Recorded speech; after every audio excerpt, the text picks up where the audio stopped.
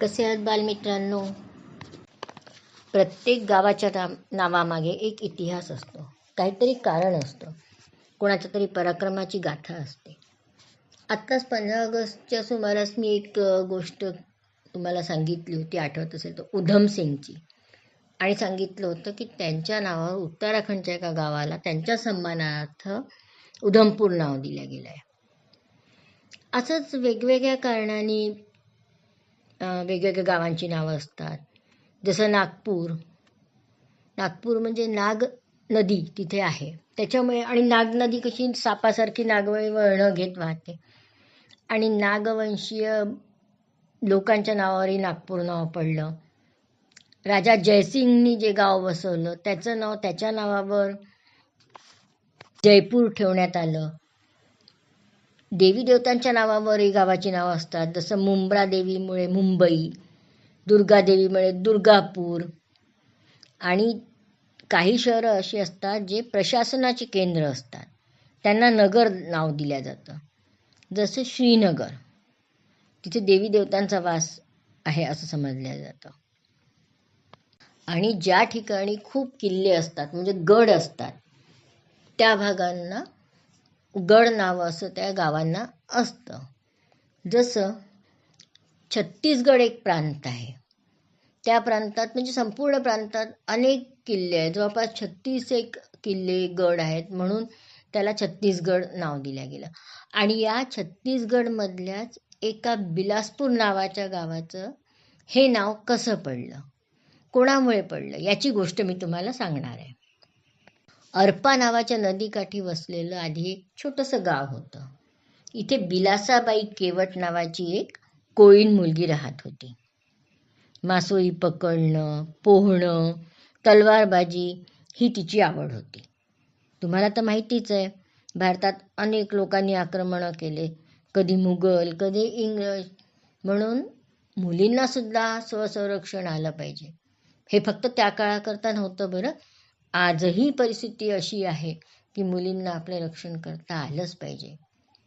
म्हणून आपण त्या बाजूनी पण विचार करायला हवा, आणि आपल्या रक्षणासाठी मुलींनी काही ना काही शिकायलाच हवं आहे.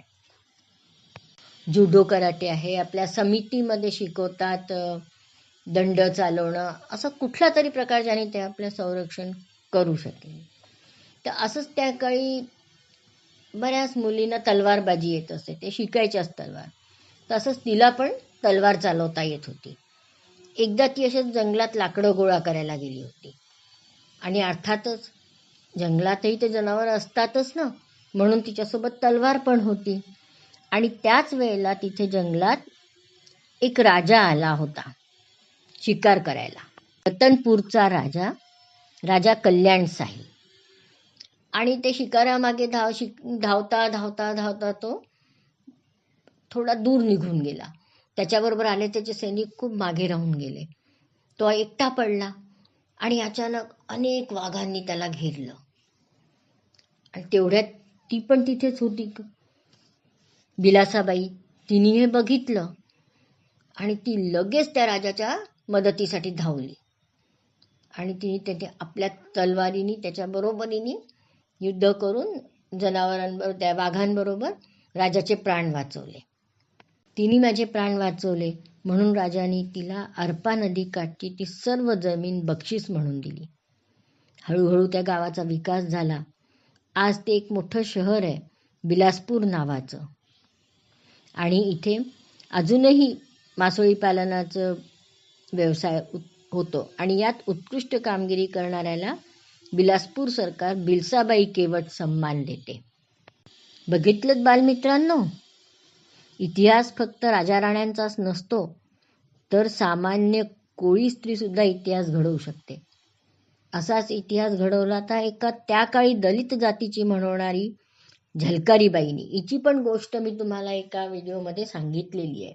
ही झलकारीबाई हुबेहूब झाशीची राणी लक्ष्मीबाईसारखी दिसायची, आणि अनेक वेळेला आपल्या राणीचे प्राण वाचवायला ती स्वतः तिच्या वेशात बसून तिने इंग्रजांशी लढाई केलेली आहे.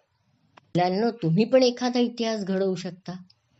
आपले खिलाडी नाही का इतिहास घडवत आहे, कोणी ऑलिम्पिकमध्ये पदकं मिळवतात आहे, कोणी पहिलं सुवर्णपदक मिळवत आहे भारतासाठी, कोणी पहिल्यांदा विश्वकप जिंकून राहिलं आहे, असा इतिहास घडवून राहिला आहे. तुमच्यातही हिंमत आहे, ती शक्ती आहे. तुम्ही पण इतिहास घडवू शकता. कशी वाटली ही गोष्ट? आवडली ना? आवडली असल्यास माझ्या या गोष्टीला नक्की लाईक, शेअर आणि सबस्क्राईब करा. कारण आपल्याला जे आवडलं आहे, आपल्याला ज्यापासून प्रेरणा मिळाली आहे, ते इतरांना सांगायलाच हवं. सगळ्यांना त्याचा फायदा झाला पाहिजे, हो की नाही?